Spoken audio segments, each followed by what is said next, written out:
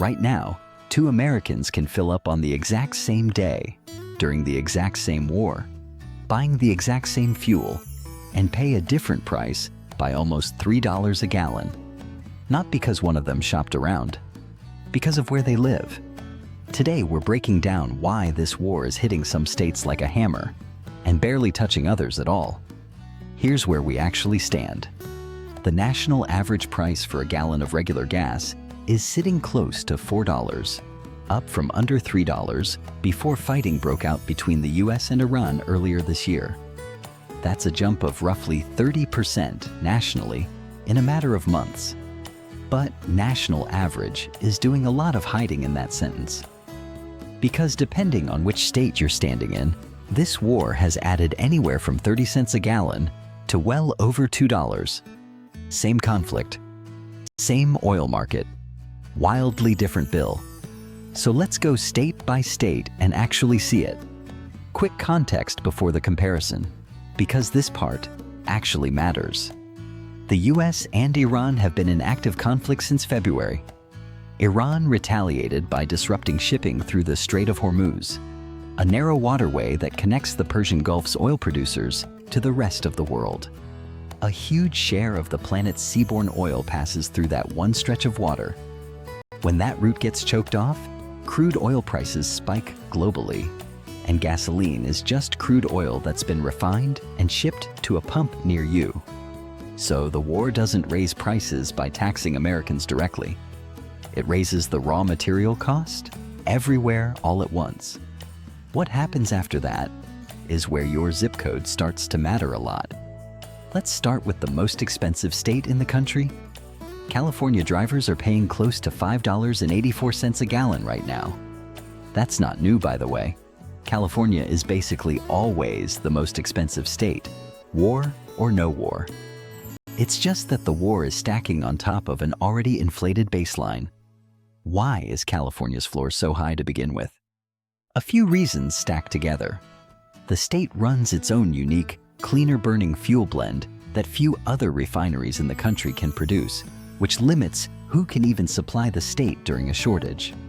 It also carries the highest state gas tax in the nation, plus cap-and-trade climate program costs baked into every gallon.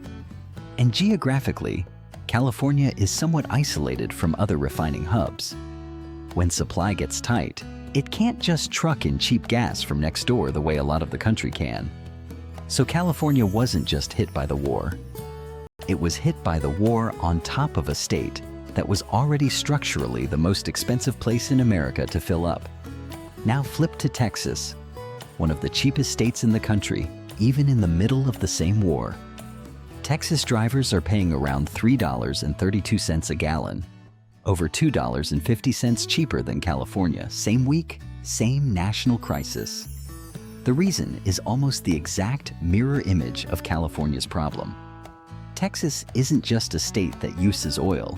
It's one of the biggest oil-producing and refining regions on the planet. The Gulf Coast is packed with refineries, turning crude into gasoline, literally in the state's own backyard. Texas also keeps its state gas tax relatively low and doesn't require the special reformulated blend California does. So when a war spikes the global price of crude, Texas still feels it. Gas there is up compared to a year ago too, but it's starting from a much lower floor, and it's not paying extra shipping, extra taxes, or extra refining costs on top of the war's impact. Proximity to supply is doing a lot of work here. Here's the case that has almost nothing to do with the war at all, and everything to do with geography. Hawaii's gas prices sit even higher than California's, at $5.46 a gallon. But Hawaii's problem isn't taxes or fuel blends or refining regulation. Hawaii has no oil refineries of its own. Every drop of gasoline sold on the islands has to be shipped in by boat across the Pacific Ocean. That shipping cost gets added to every single gallon before it even reaches a Hawaiian gas station. So when global crude prices spike because of a war half a world away, Hawaii pays that spike, plus the fixed cost of importing everything it burns. It's less, the war hit Hawaii hard, and more, Hawaii pays a premium on every gallon, war or peace, and the war just raised the number that premium gets added to. Now here's a different kind of story. Not the highest price, but the fastest increase.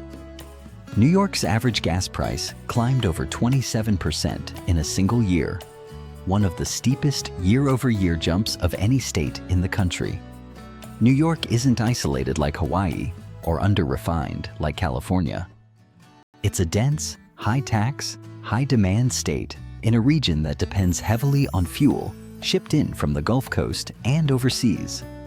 When the war disrupted global supply, that long supply chain gave prices more room to swing, and New York's already high state taxes and environmental fees compounded on top of the raw crude spike.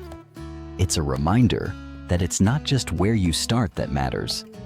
It's how exposed your state's supply chain is to a shock in the first place. And now, the outlier that actually proves the whole point. Out of all 50 states, exactly one saw its gas price go down over the past year, even with the war raging. Indiana. Prices there actually dropped slightly, not because Indiana is immune to global oil markets, but because the state temporarily suspended most of its own state gasoline tax this year. That's the tell. Every other factor we've talked about today, refining capacity, shipping distance, fuel blend requirements, those are slow-moving, structural things a state can't change overnight. Tax policy is the one lever a state government can actually pull fast. Indiana pulled it. And for 1 year, it was enough to cancel out a war. So here's the full picture. One war, one global oil shock, 5 states, 5 completely different outcomes at the pump. California's paying a premium for isolation and regulation.